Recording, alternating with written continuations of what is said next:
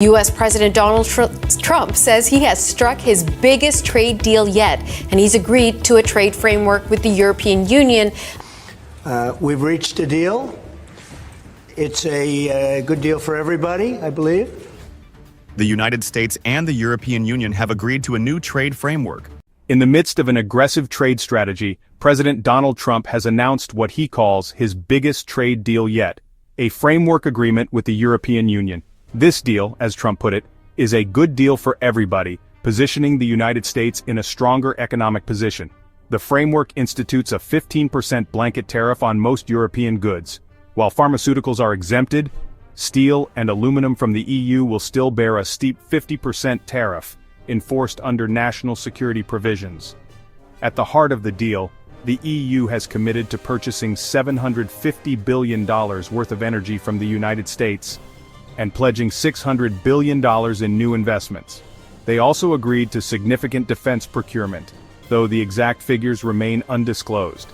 Despite the positive tone in Trump's rhetoric, it is important to note that this deal is not a formal treaty, but merely a framework. The announcement came just days before a 30% tariff was set to take effect on European imports, timing that many see as no coincidence. This pattern mirrors the high-pressure negotiations Trump has employed in past trade agreements.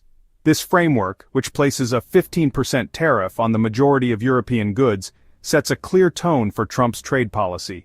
It is not about traditional trade liberalization where countries work together to remove trade barriers. Instead, Trump's approach seems transactional in nature, creating predictability and stability in trade by charging for it. The threat of steeper tariffs looms large, and this strategy appears to have created a new normal in global trade. Countries like Japan, the United Kingdom, and Vietnam have faced similar tactics, where Trump's administration first threatened steep tariffs, then followed with trade frameworks that involved investment agreements and tariff reductions. The European deal fits neatly into this mold.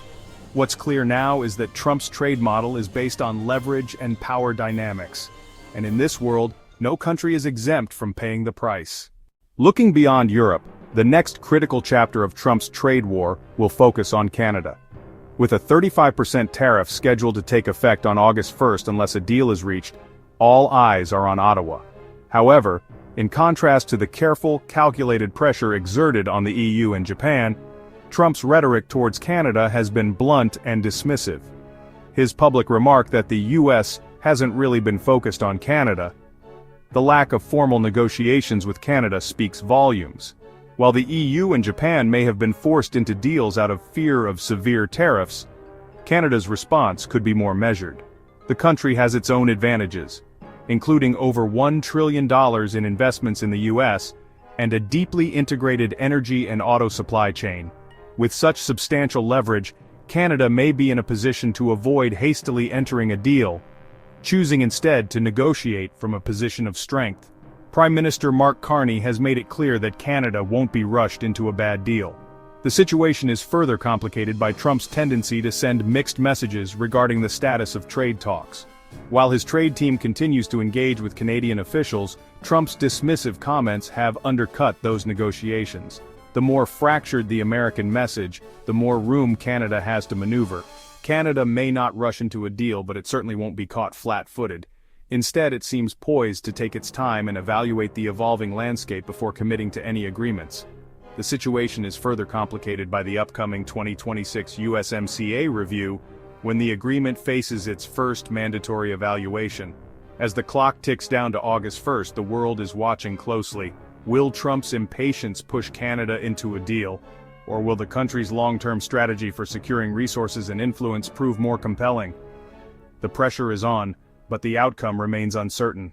As President Trump ramped up the pressure on Canada with the looming August 1st deadline for imposing a 35% tariff, his candid remarks about the U.S. not being focused on Canada sent shockwaves through Ottawa. But what appeared to be a casual dismissal turned into a strategic advantage for Canada. Trump's public comment that the U.S. might not even reach a trade deal with Canada may have been an attempt to rattle the country, but in reality, it gave Canada the cover it needed. For weeks, Canadian officials, including Prime Minister Mark Carney and Minister Dominic LeBlanc, had been carefully managing expectations at home and abroad. They had been consistent in their messaging. Canada would not rush into a deal simply to avoid tariffs. The risk of a hasty agreement with unfavorable terms was too great. When Trump publicly acknowledged that a deal might not happen, he inadvertently aligned with Canada's position. This rare moment of alignment between Canada's strategy and Trump's own words provided the Canadian government with a communications victory. The public perception shifted, with Canada positioned as the cautious, responsible actor in this trade drama. Meanwhile, Trump's internal contradictions further complicated his administration's approach to the negotiations. On one hand, Commerce Secretary Howard Lutnick and U.S. Trade Representative Jamieson Greer were describing talks with Canada as constructive and productive. On the other hand, the president was sending the message that negotiations might be irrelevant. This inconsistency weakened the American position and allowed Canadian officials to question who truly held the negotiating power. The most significant consequence of Trump's remarks, however, may not be felt immediately. The real impact will come in 2026, when the USMCA undergoes its first mandatory review. Under the terms of the agreement, a Free Trade Commission meeting is scheduled for late 2025. Trump has already signaled that he intends to use this review to push for stricter origin rules, immigration clauses, and supply chain controls. However, if Trump moves forward with the 35% tariffs on Canada without reaching a negotiated agreement, it could backfire. Canada and Mexico would be able to argue that tariffs have already proven ineffective as leverage. In this scenario, Trump may enter the 2026 review with a diminished position. The failure to secure a deal with Canada could leave him with less credibility. Meanwhile, Canada is preparing its own countermeasures. The federal government has already moved to work with provinces to identify sectors that require protection. Canada's strategy is one of resilience and long-term positioning, and its careful handling of the situation has ensured that it is not playing by Trump's timeline or rules. The power dynamics at play in these trade negotiations are far from simple.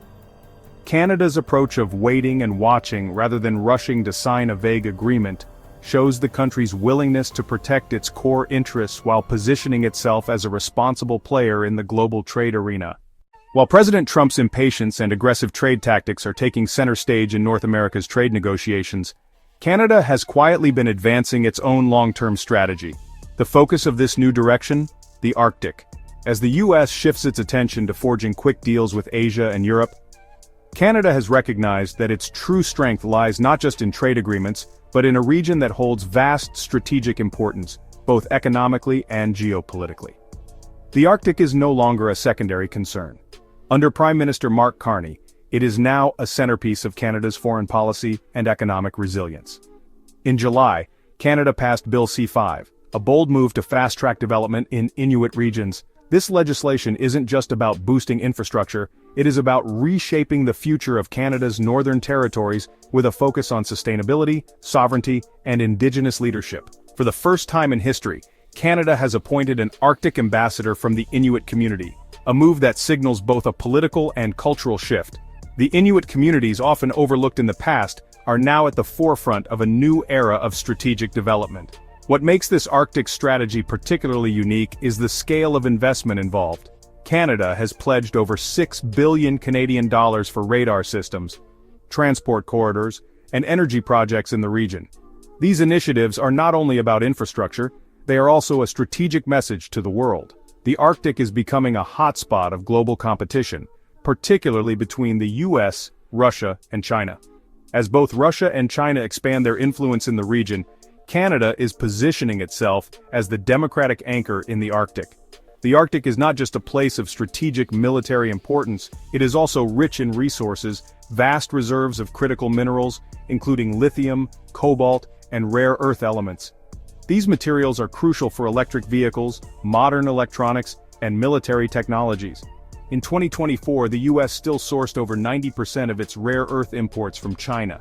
By investing heavily in the Arctic, Canada is ensuring that these resources are controlled by local governance and Indigenous communities, rather than dictated by external powers.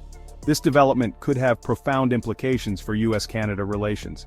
As the US struggles with its reliance on China for key resources, Canada is in a unique position to offer access to these materials on its own terms. However, this requires trust, cooperation, and respect for Indigenous governance, something that will not be easily achieved if the US remains focused on short-term tariff gains. Canada's Arctic initiative also sends a clear message to Washington. Canada will not be pushed around, and it will not allow its sovereignty to be compromised. As Trump pursues deals with countries like Japan and the UK, Canada is building its own alliances, not just with global powers but with its indigenous communities. This shift is not just a policy change, it's a strategic reset. While the world's attention is focused on Trump's trade deals, Canada is laying the groundwork for a future where its economic power and geopolitical influence in the Arctic will be undeniable. The Arctic strategy also serves as a form of quiet resistance to Trump's transactional approach to global trade. While Trump looks for quick wins in tariffs and deals, Canada is quietly securing long-term power by investing in its own territory and relationships. It's not about rushing into a deal with the US just to avoid tariffs. It's about laying the foundation for a future where Canada holds the upper hand. In this new world, it seems clear that Canada is not just waiting for Trump's approval. Instead, it is building its own path forward, investing in what matters most: its sovereignty, its people, and its natural resources. The Arctic is more than just a remote region. It is a cornerstone of Canada's future power. If the US doesn't recalibrate its approach, it risks losing out on the very resources and influence it seeks. The Arctic, once seen as a quiet backwater, is now a central player in the global game of geopolitics. As the dust settles from the Trump-era trade negotiations, one thing is clear: Canada's future is not tied solely to the whims of US tariffs and trade frameworks. It is carving out its own destiny, one that is grounded in long-term strategic investment and the rebuilding of relationships at home and abroad. The world may still be focused on the noise of tariffs and trade wars, but Canada's quiet resilience in the Arctic could prove to be the most powerful move of all. In the end, true power isn't always about making the most noise. Sometimes it's about making the most strategic move when no one is watching.